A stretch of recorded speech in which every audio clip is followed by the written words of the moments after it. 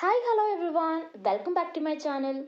അങ്ങനെ കുറച്ച് ദിവസങ്ങൾക്ക് ശേഷം ഞാൻ വീണ്ടും ഈ ചാനൽ വീഡിയോ ഇട്ട് തുടങ്ങാനായിട്ട് പോവുകയാണ്. ഓൾറെഡി ഇട്ടുകൊണ്ടിരുന്ന റോയൽ ലെമനീസ് എനിക്ക് കണ്ടിന്യൂ ചെയ്യാൻ പറ്റുമെന്ന് അറിയത്തില്ല. കാരണം ഞാൻ നെക്സ്റ്റ് എപ്പിസോഡ് അപ്ലോഡ് ചെയ്യുമ്പോൾ എല്ലാത്തത് ബ്ലോക്കായി പോയിക്കൊണ്ടിരിക്കുകയാണ്. ഞാൻ കുറച്ച് കഴിയുമ്പോൾ ഒന്നുകൂടെ ട്രൈ ചെയ്യാൻ ശ്രമിക്കാം. പക്ഷേ സ്റ്റിൽ അത് ബ്ലോക്ക് ആവുകയാണെങ്കിൽ എനിക്ക് ആ ഡ്രാമ കണ്ടിന്യൂ ചെയ്യാനായിട്ട് സാധിക്കില്ല. പല ഡ്രാമാസും ഇങ്ങനെ എനിക്ക് കണ്ടിന്യൂ ചെയ്യാൻ പറ്റാതെ ഇരിപ്പുണ്ട്. ഇപ്പോൾ ഹോം സ്കൂളൊക്കെ അങ്ങനെയാണ്, ഞാൻ കണ്ടിന്യൂ ചെയ്യാതിരിക്കത്തില്ല. അതെനിക്ക് കണ്ടിന്യൂ ചെയ്യാൻ താല്പര്യം ഇല്ലാഞ്ഞിട്ടല്ല, എൻ്റെ അവസ്ഥ കൊണ്ടാണ്. ഈ കോപ്പിറൈറ്റ് പ്രശ്നങ്ങൾ നമ്മുടെ ചാനൽ നമുക്ക് കണ്ടിന്യൂ ചെയ്യണമെങ്കിൽ ഇങ്ങനെ കുറച്ച് പ്രശ്നങ്ങളൊക്കെ ഉണ്ട്. അതുകൊണ്ടൊക്കെയാണ് ഞാനിപ്പോൾ വീഡിയോ ഇടാതിരിക്കുന്നത്, അതായത് അതിൻ്റെ അത് കണ്ടിന്യൂ ചെയ്യാതിരിക്കുന്നത്. ആൻഡ് ഇന്ന് നമ്മൾ പുതിയൊരു ഡ്രാമ സ്റ്റാർട്ട് ചെയ്യാനായിട്ട് പോവുകയാണ്. ഇന്ന് നമ്മൾ തുടങ്ങാൻ പോകുന്ന ഡ്രാമയുടെ പേരാണ് ലവ് ഫോർ യു. ഡ്രാമ തുടങ്ങുന്നതിന് മുന്നേ തന്നെ ഇമ്പോർട്ടൻ്റ് ആയിട്ടൊരു കാര്യം പറയാം. നമ്മുടെ ചാനലിലാണെങ്കിൽ കണ്ടിന്യൂസ് ആയിട്ട് കോപ്പറേറ്റ് പ്രശ്നങ്ങൾ ഉണ്ടാകുന്നതുകൊണ്ട് തന്നെ നമ്മൾ ഫസ്റ്റ് എപ്പിസോഡ് മാത്രമേ പബ്ലിക് ആയിട്ട് ഇടുന്നുള്ളൂ. ബാക്കി എല്ലാ എപ്പിസോഡും ഞാൻ അൺലിസ്റ്റ് ചെയ്തായിരിക്കും ഇടുന്നത്. അപ്പോൾ അതിന് ലിങ്ക് കിട്ടണമെങ്കിൽ, അൺലിസ്റ്റ് എന്ന് വെച്ച് കഴിഞ്ഞാൽ നമുക്ക് ലിങ്കിലൂടെ മാത്രമേ ആ വീഡിയോസ് കാണാനായിട്ട് സാധിക്കുകയുള്ളൂ. ഇതിൻ്റെ ലിങ്ക് കിട്ടുന്നതിന് വേണ്ടി ഈ വീഡിയോയുടെ ഡിസ്ക്രിപ്ഷൻ ബോക്സിലുള്ള പ്ലേലിസ്റ്റിൻ്റെ ലിങ്ക് യൂസ് ചെയ്യുക. സോ അതിനകത്ത് എത്ര എപ്പിസോഡുണ്ട് അത്ര എപ്പിസോഡ് ഞാനത് ഓൾറെഡി അപ്ലോഡ് ചെയ്തിട്ടുണ്ട്. എല്ലാ ലിങ്കും അതിനകത്ത് കാണും. നിങ്ങൾക്ക് ഏത് എപ്പിസോഡാണ് കാണേണ്ടത് അത് നിങ്ങൾ കാണുക. ചിലപ്പോൾ 3 എപ്പിസോഡാണ് കിടപ്പുള്ളൂ എങ്കിൽ ഓൾറെഡി ഞാൻ 3 എപ്പിസോഡ് അപ്ലോഡ് ചെയ്തിട്ടുള്ളൂ എന്നാണ് അർത്ഥം. തുടർന്ന് ഇനി ഞാൻ കണ്ടിന്യൂ ചെയ്യുന്നില്ല എങ്കിലുള്ള കാര്യങ്ങളൊക്കെ ഞാൻ എന്തായാലും ഉറപ്പായിട്ട് നിങ്ങളെ അറിയിക്കുന്നതായിരിക്കും.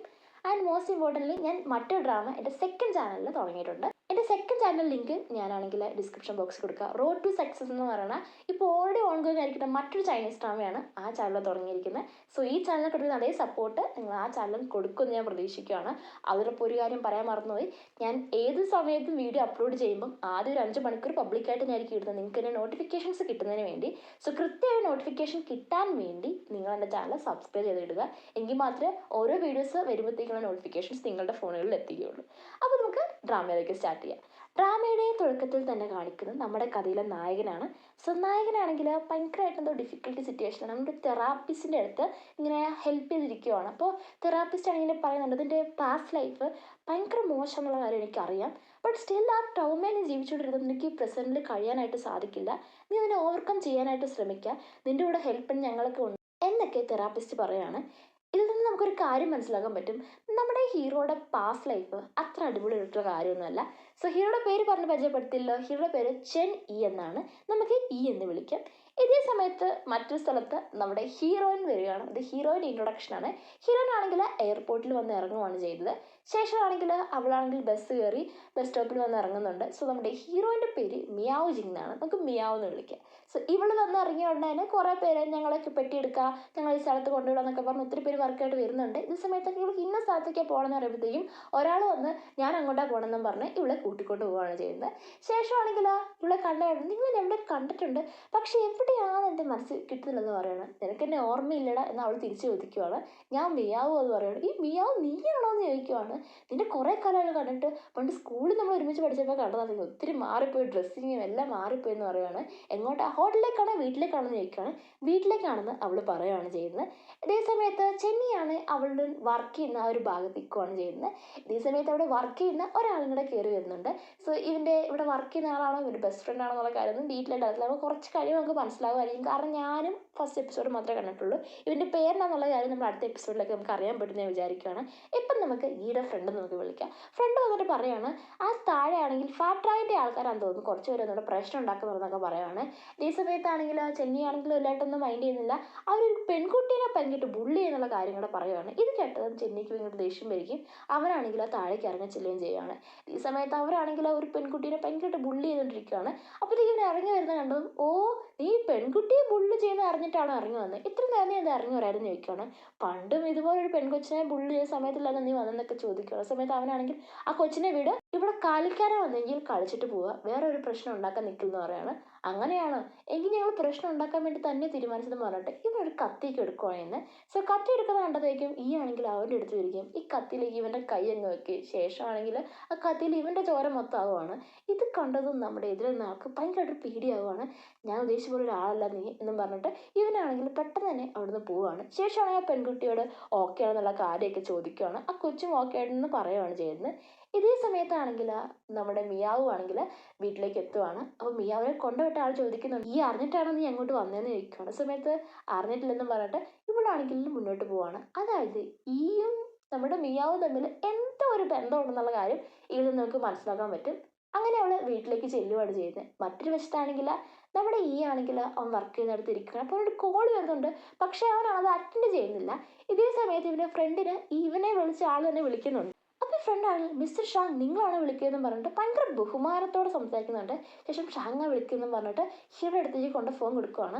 ഈ ഫോൺ എടുക്കണ്ടെന്ന് പറയുന്നത്. അതേ സമയത്താണെങ്കിൽ ഞാൻ എടുത്തു പോയി സംസാരിക്കാൻ പറയുകയാണ്. ഈ സമയത്താണെങ്കിൽ കാര്യങ്ങളൊക്കെ ചോദിക്കുകയാണ്. ഞാൻ മറ്റൊരു പ്രൊഫഷണൽ പ്ലെയറിനെ ഞങ്ങൾ കണ്ടുവച്ചിട്ടുണ്ട്. നീ ഒന്നേരം കളിക്കാനായിട്ട് ശ്രമിക്കാനായിട്ട് പറയുകയാണ്. ആ സമയത്ത് ഞാൻ പറഞ്ഞല്ലോ എനിക്കിനി കളിക്കാനായിട്ട് താല്പര്യമൊന്നുമില്ലെന്ന്. പിന്നെ വെറുതെ എന്തിനാണ് എൻ്റെ പുറകെ നടക്കണമെന്ന് ചോദിക്കുകയാണ്. അപ്പോഴത്തേക്കും നിന്നോട് ഭയങ്കര കൈൻഡായിട്ടൊന്നും അല്ല എനിക്കിത് ചെയ്യാനായിട്ട് തോന്നുന്നത്. പക്ഷേ നിൻ്റെ ഒരു ടാലൻറ്റ് നീ കളയണ്ടെന്ന് ഓർത്തിട്ടാണ്. നീ കളിക്കാൻ ഇറങ്ങുവാണെങ്കിൽ മറ്റൊരാളോട് ജയിക്കാനൊന്നും പറ്റത്തുള്ള കാര്യം ഇവിടെ എല്ലാവർക്കും അറിയാം. നിനക്ക് അതുകൊണ്ട് ട്രൈ ചെയ്തുകൂടെ എന്ന് ചോദിക്കുകയാണ്. അതേ സമയത്ത് എനിക്കിതിന് താല്പര്യമില്ല ഞാൻ ഓൾറെഡി പറഞ്ഞെന്നും പറഞ്ഞിട്ട് ഇവനത് കട്ട് ചെയ്യുകയാണ് ചെയ്തത് ആ കോള്. ഇതേ സമയത്ത് അവിടെ വർക്ക് ചെയ്യുന്ന ബാക്കി ആൾക്കാരൊക്കെ സംസാരിക്കുന്നുണ്ട്. ഈ ഷാങ് എന്ന് പറയുന്നത് ടൗൺസിറ്റിലുള്ള എൻ്റർപ്രണർ അല്ലേ, പുള്ളിക്കാരനുമായിട്ട് ബന്ധമുണ്ടായിട്ടാണോ നമ്മുടെ ഹീറോ ഇങ്ങനെ അലവൊക്കെ ചേർന്ന് ചോദിക്കുവാണ്. കാരണം നമ്മുടെ ഈയുടെ ഇരട്ടപ്പേരുണ്ട് കാര്യത്തിലാത്തണമെന്ന് പറയുകയാണ്. ഇതേ സമയത്താണെങ്കിൽ നമ്മുടെ ഈ ആണെങ്കിൽ ഇനി മേലെ ഷാങ് വിളിച്ച എടുത്തേക്കല്ലേ, ഇനി എടുത്ത തന്നെ ഞാൻ ചത്തുപോയതങ്ങ് പറഞ്ഞെന്ന് പറഞ്ഞിട്ട് ഇവനാണെങ്കിൽ ഇറങ്ങി പോവുകയാണ് ചെയ്യുന്നത്. ഈ സമയത്താണെങ്കിൽ ഇരട്ടപ്പേരാന്ന് ചോദിക്കുകയാണ്. ഭ്രാന്തൻ എന്നാണ് എല്ലാവരും വിളിക്കണതെന്ന് പറയുകയാണ്. ഇതേ സമയത്താണെങ്കിൽ നമ്മുടെ മ്യാവു ആണെങ്കിൽ വീടിനുള്ളിലേക്ക് കയറി വരുവാണ്. സോ ഇങ്ങനെ ഓരോ കാര്യങ്ങളും നോക്കുന്നുണ്ട്. ശേഷമാണെങ്കിൽ ഒരു മുറിയിലേക്ക് ചെല്ലുമ്പോൾ അവിടെയാണെങ്കിൽ ഒരു ഡ്രോയിങ് കാണുന്നുണ്ട്. ഈ ഡ്രോയിങ് കാണുമ്പോഴത്തേക്കും ഒരു ഫ്ലാഷ് ബാക്കോടെ ആലോചിക്കുകയാണ്. ഈ ഡ്രോയിങ്ങിലാണെങ്കിൽ ഇതേ ഡ്രോയിങ്, അതായത് ഇവളുടെ ചെറുപ്പ കാലഘട്ടത്തിൽ ഇവൾ ചെറുതായിരുന്ന സമയത്ത് ഇവളിത് വരച്ച ആർക്കാണെന്നൊക്കെ കൊടുക്കുവാണ് ചെയ്യുന്നത്. അപ്പോൾ അവർ കാണുമ്പോഴത്തേക്കും ഒരു അടിപൊളിയായിട്ട് പറയുന്നുണ്ട്. ആർക്കാണ് കൊടുത്തെന്നുള്ള കാര്യമൊക്കെ കുറച്ച് കഴിയുമ്പോൾ നിങ്ങൾക്ക് മനസ്സിലാവും. ശേഷമാണെങ്കിൽ അവിടെ ഒരു സ്റ്റാച്ചു കാണുന്നുണ്ട്. ഈ സ്റ്റാച്ചു ആണെങ്കിൽ വളരെ പത്രത്തിൽ ഇങ്ങനെ പൊതിഞ്ഞ് വെച്ചേക്കുവാണ്. ഇത് അവളാണെങ്കിലും എടുത്തിട്ട് അവിടെ ഒരു ഷെൽഫിൽ ഒരു സ്ഥലത്ത് കൊണ്ട് വെക്കുകയാണ് ചെയ്യുന്നത്. അങ്ങനെ അവൾ ഓരോ കാര്യങ്ങളായിട്ട് ഇവിടെ ചെയ്യുവാണ്. ഇതേ സമയത്ത് ഈ ആണെങ്കിൽ തിരിച്ച് വീട്ടിലേക്ക് വരുവാണ്. അപ്പോൾ കഥയൊക്കെ തുറന്നിട്ടേക്കുന്ന കാണുവാണ്. അതുകൊണ്ട് എല്ലാ ഭാഗവും വൃത്തിയാക്കി ആ സ്റ്റാച്ചു ഒക്കെ അവിടെ ഇരിക്കുന്ന ആകുമ്പോഴത്തേക്കും ഇവനാണെങ്കിൽ നീയാണോ തുലി ഇവിടെ വന്നേക്കുന്ന സമയത്ത് ഇതേ സമയത്ത് കിച്ചണിൽ ഭയങ്കര സൗണ്ട് കൂടെ കേൾക്കുന്നുണ്ട്. കിച്ചണിലെ സൗണ്ട് കേൾക്കുമ്പോഴത്തേക്കും തുലി നീയാണ് കിച്ചണിൽ നിൽക്കുക എന്നുള്ള കാര്യം അവൻ ചോദിക്കുന്നുണ്ട്. ഇതേ സമയത്താണെങ്കിൽ ഈ തുലിയാണ് വന്നേക്കണമെന്ന് കരുതിയാണ് ഇവൻ ഇങ്ങനെയൊക്കെ സംസാരിച്ചിരിക്കുന്നത്. കൃത്യം മിയാവും ആണെങ്കിൽ ഇറങ്ങി വരുവാണ്. ഇവിടെ കണ്ട ഉടനെ വല്ലാതാവും. തുറന്ന ഫ്ലാഷ് ബാക്ക് നടന്ന മറ്റൊരു കാര്യമാണ് കാണിക്കുന്നത്. ഫ്ലാഷ് ബാക്കിലാണെങ്കിൽ ഇവനാണെങ്കിൽ ഇവളോട് പറയുന്നുണ്ട് നമ്മൾ തമ്മിൽ ഉണ്ടായിരുന്ന എല്ലാ കാര്യവും ഫേക്കാണ്, നീ അത് മനസ്സിലാക്കിക്കോളാം, ഉള്ളത് ഒരു ബന്ധവും ഇനിയില്ല, എന്നെ കാണാനായിട്ട് ഇനി വരും ചെയ്യലെന്നും പറഞ്ഞിട്ട് ഇവനാണെങ്കിൽ അവൾ എന്തോ പറഞ്ഞിട്ട് അവിടെ നിന്ന് പിരിഞ്ഞ് പോകുന്നിട്ടാണ് കാണിക്കുന്നത്. ശേഷം ഇവൾ വന്ന ഉടനെ കാര്യങ്ങൾ ചോദിക്കുകയാണ്. നീ എന്തിനാണ് വന്നേക്കണം, ഞാൻ എപ്പോഴാണ് പോണേ എന്നൊക്കെ ചോദിക്കുകയാണ്. എനിക്ക് എൻ്റെ വീട്ടിലേക്ക് വരാനായിട്ട് പ്രത്യേക റീസൺസ് ഒക്കെ ഉണ്ടോ എന്ന് ചോദിക്കുകയാണ്. സമയത്ത് നിൻ്റെ വീടോ, ഇതാരും നിൻ്റെ വീടാണെന്ന് ചോദിച്ചെന്ന് പറയാണ്. പിന്നെ 10 വർഷത്തോളം ഞാൻ കഴിഞ്ഞത് പിന്നെ എൻ്റെ വീട്ടിലെന്ന് അവൾ തിരിച്ചു ചോദിക്കുകയാണ് ചെയ്യുന്നത്. ഈ സമയത്ത് അവനൊന്നും മിണ്ടുന്നില്ല. ശേഷം കാണിക്കുന്ന ഒരു ഫ്ലാഷ് ബാക്ക് ആണ്. അതായത് ഇവരുടെ ചെറുപ്പകാലഘട്ടത്തിൽ നമ്മുടെ കഥയിലെ നായക അതായത് മിയാവ് ആണെങ്കിൽ അവളുടെ അമ്മയുടെ ഒപ്പം ബസ്സിൽ വരുവാണ്. സോ കണ്ടക്ടറെ ടിക്കറ്റ് എടുക്കാനായിട്ട് വരുമ്പോഴത്തേക്കും അവൾ ഒളിഞ്ഞിരിക്കാനായിട്ട് നോക്കുന്നുണ്ട്. പക്ഷേ കണ്ടക്ടർ കൈയോടെ പിടികൂടുവാണ്. ടിക്കറ്റ് എടുക്കാതിരിക്കാനുള്ള അടവാണെന്നൊക്കെ ചോദിക്കുന്നുണ്ട്. ഈ സമയത്ത് അവളുടെ അമ്മ പറയുന്നുണ്ട് ടിക്കറ്റ് എടുക്കാനുള്ള അടവൊന്നുമല്ല, അവൾക്ക് പീരിയഡ്സ് ആയിട്ട് ഭയങ്കരമായിട്ട് വയറുവേദന എടുക്കുമായിരുന്നു, അതുകൊണ്ട് ഞാൻ അവളൊന്ന് കിടത്തുകയല്ല, ടിക്കറ്റ് എടുക്കാനുള്ള ഒരടവ് പോലെന്നും പറഞ്ഞിട്ട് ഇവർ പറയുവാണ് ചെയ്യുന്നത്. ഇതേ സമയത്ത് നമ്മുടെ കഥയിലെ നായകൻ ഈ ആണെങ്കിൽ അവൻ്റെ ചെറുപ്പകാലത്താണ് കാണിക്കുന്നത്. സോ അവരവൻ്റെ കുറച്ച് വീടി കൂട്ടുകാരൊക്കെ ആയിട്ട് ഇങ്ങനെ ഇരിക്കുവാണ്.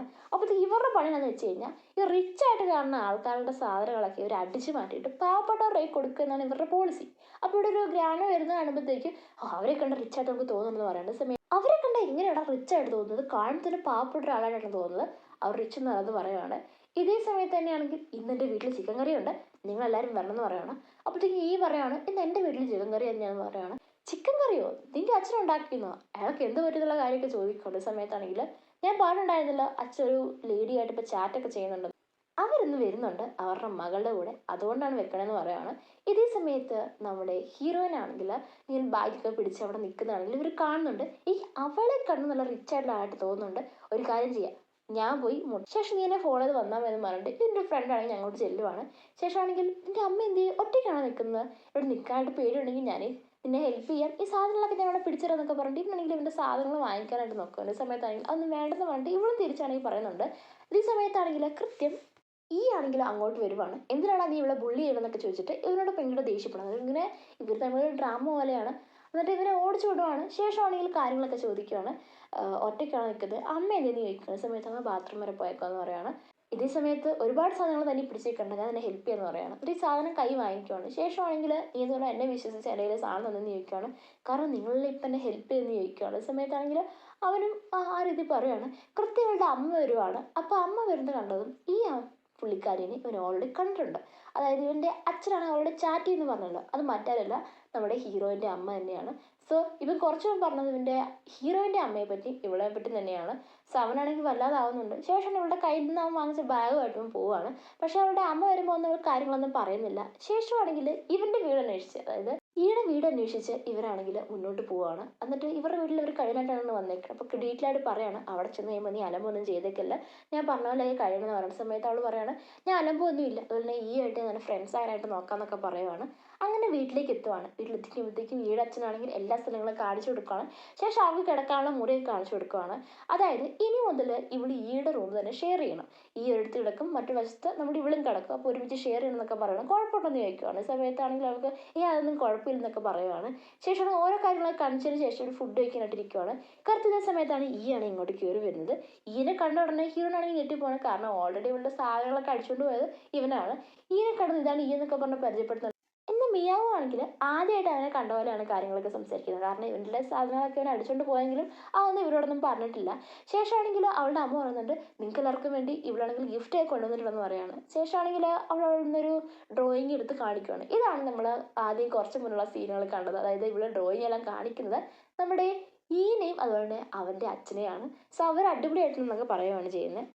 തുടർന്നാണെങ്കിൽ അമ്മയാണെങ്കിൽ ചോദിക്കുന്നുണ്ട് അവൾ അവർക്ക് വേണ്ടി വാങ്ങിച്ച ഗിഫ്റ്റ് എന്ത് ചെയ്യേ, ഈ ഡ്രോയിങ് എല്ലാം അവർ കൊടുക്കാൻ തീരുമാനിച്ചെന്ന് പറയുകയാണ്. അതേ സമയത്താണെങ്കിൽ അത് കുറച്ച് പിള്ളേർ ഒന്ന് അടിച്ചു മാറ്റിക്കൊണ്ട് പോയെന്ന് പറയുകയാണ്. കുഴപ്പമില്ല, എന്തായാലും ഡ്രോയിങ് ഒക്കെ ഈക്കും ഇഷ്ടപ്പെട്ടെന്നാണ് തോന്നുന്നത്, എന്തായാലും നീ അവിടെ നല്ല ഫ്രണ്ടായിട്ടിരിക്കണം എന്ന് പറയുകയാണ്. ശേഷം ഈ റൂമിലേക്ക് വരുവാണ്. വന്ന ഉടനെ അവൻ്റെ കട്ടിലെ കുറച്ച് സാധനങ്ങളൊക്കെ കാണുമ്പോഴത്തേക്ക് അതൊക്കെ ആണെങ്കിൽ അവളുടെ അടുത്തേക്ക് വലിച്ചെറിയുവാണ്. ശേഷം അവൻ കിടക്കുവാണ്. ഇവരുടെ മുറിയിൽ ടോട്ടലി ഒരു ഫാനാണുള്ളത്. സോ ഇവർ രണ്ടുപേരും കാറ്റ് കിട്ടുന്ന രീതിയിലാണ് വെച്ചേക്കുന്നത്. അതേ സമയത്താണെങ്കിൽ ഇവനാണെങ്കിൽ ഭയങ്കര ചൂടെടുത്തിട്ടാണോ അറിയില്ല, അവളെടുത്ത് കാറ്റ് കിട്ടില്ലെന്ന് ഉറപ്പിച്ചുകൊണ്ട് ഇവൻ്റെ ഭാഗത്തേക്ക് തിരിച്ചു വെക്കുകയാണ് ചെയ്യുന്നത്. സോ അവൾക്ക് ഭയങ്കരമായിട്ട് ചൂടെടുക്കുവാണ്. ശേഷം ഒരു വഴിയില്ലാതാകുമ്പോഴത്തേക്കുള്ള ജനൽ തുറന്നിടുവാണ്. കുറച്ച് കഴിയുമ്പോഴത്തേക്കും കണ്ടിന്യൂസ്ലി ഇങ്ങനെ കാറ്റടിക്കുന്നതുകൊണ്ട് തന്നെ അവനാണെങ്കിൽ ജലദോഷവും വരുവാണ് ചെയ്യുന്നത്. പിറ്റേ ദിവസമാണെങ്കിൽ നമ്മുടെ ഈയുടെ അച്ഛനാണെങ്കിൽ പുള്ളിക്കാരൻ ഒരു വ്യാപാരിയാണെന്ന് തോന്നുന്നു, എവിടെ പോയി സിഗരറ്റൊക്കെ വാങ്ങിക്കുന്നുണ്ട് ഈ ഹോൾസെയിലായിട്ട്. അപ്പോൾ വാങ്ങിക്കുന്ന സമയത്ത് നിങ്ങളുടെ മകനാണെങ്കിൽ സിഗരറ്റ് ഇവിടെ കൊണ്ട് വിൽക്കും, നിങ്ങളത് വാങ്ങിച്ചുകൊണ്ട് പോകും, ഇത് എന്തെങ്കിലും ട്രേഡാണെന്ന് ചോദിക്കുകയാണ്. ഈ പുള്ളിക്കാരൻ ചിരിച്ചുകൊണ്ട് പോകണം. അപ്പോഴാണ് അറിയുന്നത് അതായത് ഇവൻ്റെ മകനാണെങ്കിൽ ഈ സിഗരറ്റ് അടിച്ച് മാറ്റിക്കൊണ്ട് വിട്ടിട്ടുണ്ടെന്നുള്ള കാര്യം. ശേഷം റൂമിലേക്ക് വന്നു കഴിയുമ്പോഴത്തേക്കും ഡീറ്റെയിലായിട്ടുള്ള കാര്യങ്ങൾ അവനോട് ചോദിക്കുക, അവനോട് ദേഷ്യപ്പെടുകയൊക്കെ ചെയ്യുകയാണ്. പക്ഷേ ഈനെയാണെങ്കിൽ നമ്മുടെ മ്യാവിൻ്റെ അമ്മ സപ്പോർട്ട് ചെയ്യുന്നുണ്ട്. അപ്പോഴത്തേക്കും അവൻ പറയുന്നുണ്ട് നിങ്ങളുടെ സപ്പോർട്ടൊന്നും എനിക്ക് ആവശ്യമില്ല, അത് മാത്രമല്ല നിങ്ങൾ ഈ വീട്ടിലുള്ള ആളുമല്ല, പുറത്ത് വന്ന ആൾക്കാരും തന്നെ സപ്പോർട്ട് ചെയ്യണമെന്ന് പറഞ്ഞിട്ട് ഇവനാണെങ്കിൽ ദേഷ്യപ്പെട്ടിവരോട് സംസാരിക്കുന്നുണ്ട്. കൃത്യ സമയത്ത് മിയാവും കയറി വരുവാണ് ചെയ്യുന്നത്. ശേഷം മിയാവിനെ കണ്ട ഉടനെ ഈയുടെ അച്ഛൻ പറഞ്ഞിട്ടുണ്ട് നിനക്കാണെങ്കിൽ ഈ സ്റ്റാച്ചു കാണുമ്പോൾ പേടിയാണെന്നല്ലേ പറഞ്ഞത്, എനിക്കൊരു കാര്യം ചെയ്യാം, ഈ സ്റ്റാച്ചു നമുക്ക് പുറത്തോടെ കളയാമെന്ന് പറയണം, അതാണ് ഇവന് ചെയ്യാൻ പറ്റുന്ന ഏറ്റവും വലിയ ശിക്ഷ എന്ന് പറയുകയാണ്. ഇതേ സമയത്താണെങ്കിൽ അവൻ പറയണം അത് ചെയ്യരുതെന്ന് പറയുന്നുണ്ട്. കാരണം ഈ സ്റ്റാച്ചു ആയിട്ട് ഇവൻ എന്തോ ബന്ധമുണ്ടെന്നുള്ള കാര്യം ഇതൊന്നും മനസ്സിലാക്കാൻ പറ്റും. പക്ഷെ എന്താണെന്നുള്ള കാര്യമൊന്നും ഇവിടെ പറയുന്നില്ല. ശേഷമാണെങ്കിൽ ഇവരാളാണെങ്കിൽ ഈ സ്റ്റാച്ചുവിനെ പുറത്തുകൊണ്ട് കളയാണ്ട് തീരുമാനിക്കണം. മിയാവിൻ്റെ അമ്മയെ എതിർക്കുന്നുണ്ട്, അതൊന്നും വേണ്ടെന്നുള്ള പറഞ്ഞുകൊണ്ട്. എന്നാൽ ഇങ്ങനെ ഇടയ്ക്കിടയ്ക്ക് ഇങ്ങനെ രണ്ടുപേരുടെ പിടിപിടി കൂടി അവസാനമാണെങ്കിൽ ഈ സാധനം താഴെ വീണ് പൊട്ടിപ്പോവാണ്. ഇത് കണ്ടതും ഇത് നമ്മുടെ ഹീറോയ്ക്ക് സഹിക്കാൻ പറ്റുന്നില്ല, അവന് ഭയങ്കര സങ്കടമാകുന്നുണ്ട്. രാത്രിയാണെങ്കിൽ ഭയങ്കര സങ്കടപ്പെട്ടിരിക്കുമ്പോഴത്തേക്കും ഇവളാണ് ലോലിപ്പോപ്പ് കൊടുക്കുന്നുണ്ട്. പക്ഷെ ഇവനാണെങ്കിൽ അത് വലിച്ചെറിയുകയാണ് ചെയ്യുന്നത്. പിറ്റേ ദിവസം ആകുമ്പോഴത്തേക്കും ഇവളെ അവൻ രാവിലെ കാണുന്നില്ല. അതുപോലെ തന്നെ ആ സ്റ്റാച്ചുവും കാണുന്നില്ല. ഇവിടെ എന്താ ചെയ്യുന്നത് വെച്ച് കഴിഞ്ഞാൽ ഒരു നദിക്കരയിൽ ചെന്നിട്ട് അവിടെ നിന്ന് കിട്ടുന്ന ഒരു ക്ലേ ഉപയോഗിച്ച് ഇവളാണെങ്കിൽ സ്റ്റാച്ചു ശരിയാക്കാനായിട്ട് നോക്കുകയാണ് ചെയ്യുന്നത്. കൃത്യം ഇത് കണ്ടോണ്ടാണ് അങ്ങോട്ട് വരുന്നത്. എന്നോട് ആരും ഇതൊക്കെ എടുക്കാൻ പറഞ്ഞിട്ട് ഇതാണെങ്കിൽ അവിടെ നിന്ന് പിടിച്ച് വാങ്ങിക്കുകയാണ് ചെയ്യുന്നത്. ഞാൻ ശരിയാക്കാൻ ശ്രമിക്കാന്ന് പറഞ്ഞിട്ട് സഹായം ഒന്നും എനിക്ക് വേണ്ടെന്നും പറഞ്ഞിട്ട് ഇവനാണെങ്കിൽ അറിയാതെ അവളെ തള്ളി വിടുകയാണ് ചെയ്യുന്നത്. അപ്പോൾ അവൻ മുന്നോട്ട് പോയ സമയത്ത് തന്നെ കൃത്യം ഇവളാണെങ്കിൽ തള്ളി വീഴുന്നതിനെ തുടർന്ന് അവളെ നദിയിലേക്ക് വീഴുവാണ്. അവളാണെങ്കിൽ ഹെൽപ്പ് ചോദിക്കുന്നുണ്ട്, പക്ഷെ ഇവൻ കേൾക്കുന്നില്ലെന്ന് തോന്നുന്നു. അവൻ മുന്നോട്ട് പോവുകയാണ് ചെയ്യുന്നത്. കുറച്ച് കഴിഞ്ഞ് കാണിക്കുന്നത് നമ്മുടെ മിയാവ് കണ്ണു തുറക്കുന്നതാണ്. കണ്ണു തുറന്ന് കഴിയുമ്പോഴത്തേക്കും അവളുടെ അമ്മേനെ അവളോട് ദേഷ്യപ്പെടുന്നു, എന്താ നദിക്കരയിലേക്ക് പോയെന്നൊക്കെ ചോദിക്കുകയാണ്. ഞാൻ ആ സാധനം ശരിയാക്കി കൊടുക്കാമെന്ന് ഓർത്ത് പോയത്, ആ സ്റ്റാച്ചു ശരിയാക്കി കൊടുക്കാമെന്ന് ഓർത്ത് പോയെന്ന് പറയാണ്. പക്ഷേ അവിടെ ഉണ്ടായിരുന്നു, ഞാൻ എത്ര വിളിച്ചിട്ടും എന്നെ ഹെൽപ്പ് ചെയ്തില്ല, എനിക്കൊന്നും എന്നെ ഇഷ്ടമില്ലെന്നുള്ള കാര്യം എന്ന് പറയാം. അതേ സമയത്താണെങ്കിൽ നിനക്കറിയാലോ നമ്മുടെ ബുദ്ധിമുട്ടുകൾ, നമുക്ക് എങ്ങനെയാലും ഇവിടെ കഴിഞ്ഞു പോയേ പറ്റുള്ളൂ, എനിക്ക് മനസ്സിലായി നിന്നെ ബുള്ളി എന്നുള്ള കാര്യമൊക്കെ, പക്ഷേ നിനക്ക് എങ്ങനെ നീ ഇവിടെ അഡ്ജസ്റ്റ് ചെയ്തേ പറ്റുള്ളൂ, പക്ഷേ അവൻ നിന്നെ ബുള്ളി എന്നുള്ള ഞാൻ സമ്മതിക്കത്തില്ലെന്ന് പുള്ളിക്കാരി പറയുകയാണ് ചെയ്യുന്നത്. ഈ സമയത്ത് ഇതെല്ലാം കേട്ടോണ്ട് അങ്ങോട്ട് വരുന്നുണ്ട്. തുടർന്ന് ഫ്ലാഷ് ബാക്ക് നടന്ന കാര്യമാണ് കാണിക്കുന്നത്. അതായത് ആണെങ്കിൽ ആദ്യം തിരിഞ്ഞു പോയെന്ന് പറഞ്ഞാലും ശേഷം ഇവൻ തിരിച്ചു വന്ന് ഇവളെ ഹെൽപ്പ് ചെയ്തിട്ടാണ് പോകുന്നത്. അതായത് ഇവളെ രക്ഷിച്ചത് മറ്റാരുമല്ല തന്നെയാണ്. പക്ഷെ അവൾക്ക് ബോധം പോയതുകൊണ്ട് അവൾക്കത് മനസ്സിലാകാതിരുന്നതാണ്.